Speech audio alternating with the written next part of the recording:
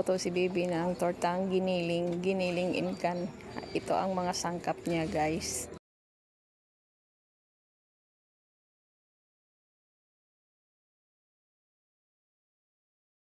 Magpapainit na si Bibi ng kawali para maigisa na ang bawang at sibuyas.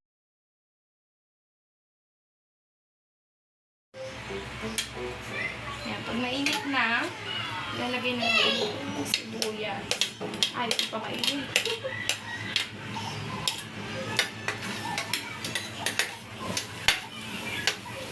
Hintayin lang natin lumabas yung aroma.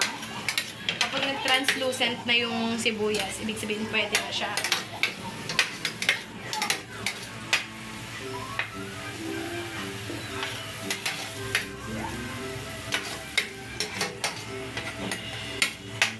Ayan, naging translucent na siya. Ngayon yung hotdog na, pipirito muna natin siya. Since galing siya sa freezer, kailangan pakaprito natin. So, hayaan muna natin siya dyan na maluto. Then, babalikan natin siya kapag ibabaliktad na natin yung hotdog.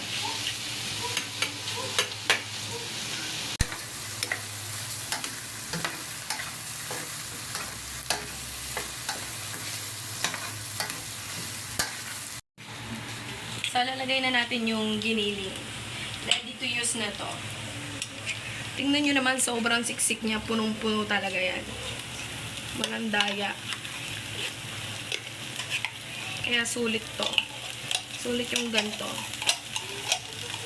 Hindi mo na kailangan pumunta ng palengke kapag para lang bumili ng giniling. Meron ng inkat. Ito, kailangan mo din itong timplahan. Kasi, walang lasa yung giniling na to. Ano mo naman, sobrang puno. Diba? Siksik talaga.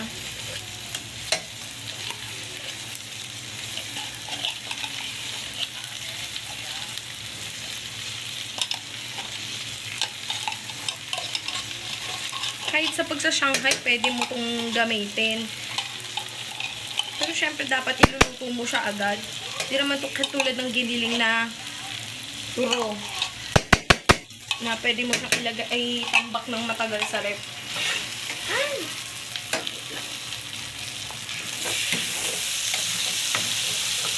Wait lang, lagyan natin ng mantika pa.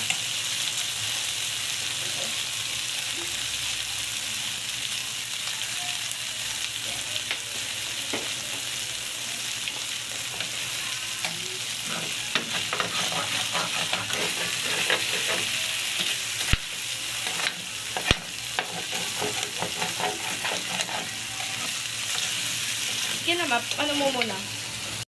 Nakalimutan ko lang sabihin na ilagay ko na pala yung magic sarap. Tapos nakalimutan namin na pindutin yung video.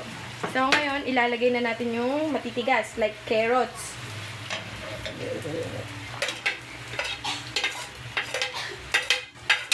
Carrots and patatas.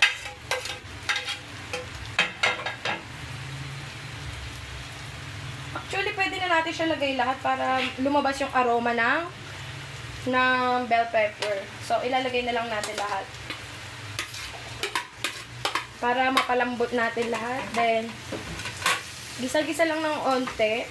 After natin siya gisahin, lalagyan na natin siya ng tomato paste and water. Yung pasas, may pasas ako dito. Pero, sa last part natin ilalagay yung pasas. Para hindi siya sobrang maglasang pasas. Dahil matamis yung pasas. Ayaw naman natin maging sobrang tamis ng niluluto natin.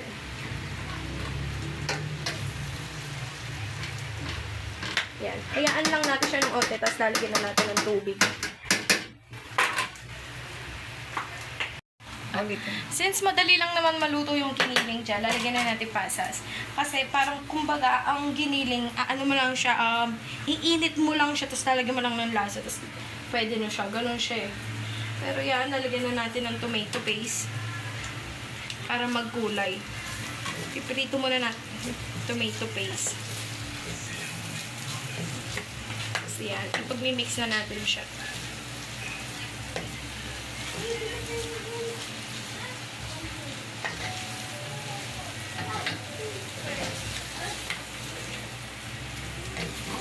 Ow! Sorry.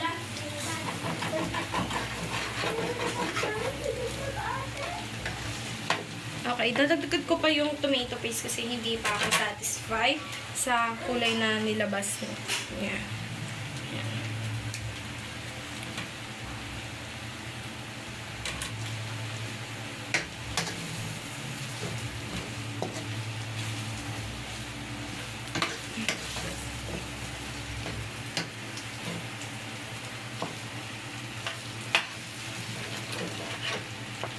I think okay na yung kulay nito. So, ang magpapasarap dyan is yung Sprite. At magpapalambot sa sa tawag dito, carrots and patatas. Ayun na yung pampalambot natin. Hindi natin siya uubusin lahat.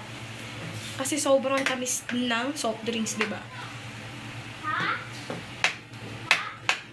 O, so lalagyan din natin siya ng toyo. Para may alat. May alat na siya. Unting-unting toyo lang. Yan. Parang 2 tablespoon lang. So, mix muna natin.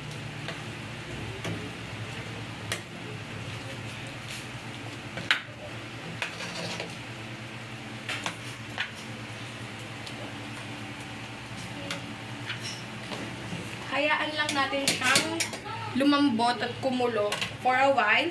So, tatakpan muna natin. Kasi yung takip niyan, ma?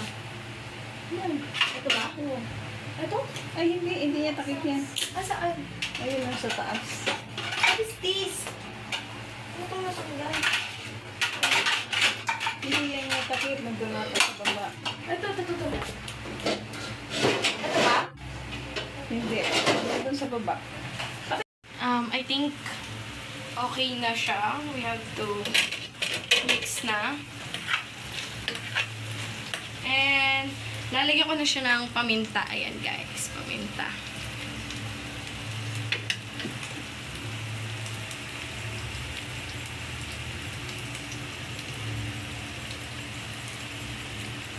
Marami talaga akong maglagay ng paminta guys. Ayan. I think okay na siya. And para ma-adjust na natin yung mga lasa niya, papatikim na natin siya kay Modracels.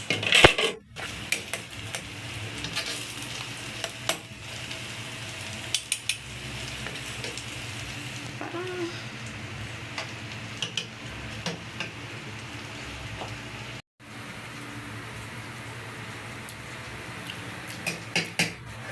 ano po?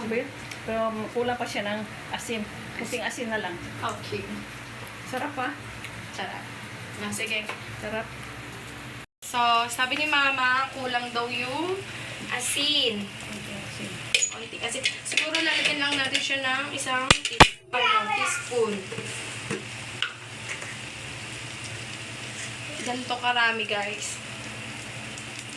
Hindi kasi ako masyadong mapag-asin. Pwede na yan. After that, mamaya lalagay na natin yan yung pinakapasas. Papatikim ulit natin kay Mama kung anong kulang. Kulang ba sa alat? Sakto lang. Yun daw yung alat. So, So, now, is lalagyan na natin siya ng pasas. Hindi ko ubusin tong pasas. Kasi hindi lahat ata. Hindi ko ubusin yung pasas. Hindi mo napindot? Guys, so hindi ko siya uubusin. Kasi I think hindi lahat ng mga bata dito is kumakain ng pasas. Yung proper amount lang naman yung ilalagay ko. Tansya-tansyahan na lang, guys. Siguro mga ganyang karami. Ay, hindi. Dagdagan pa natin ng konti. Yan. Mga ganyang karami is enough na. Para malagyan lahat.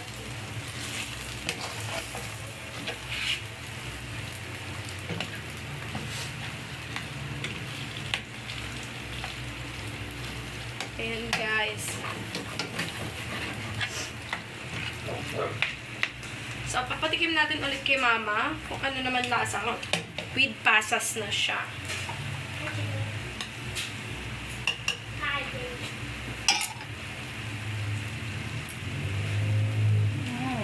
Sarap. Oh. Sarap din. Okay.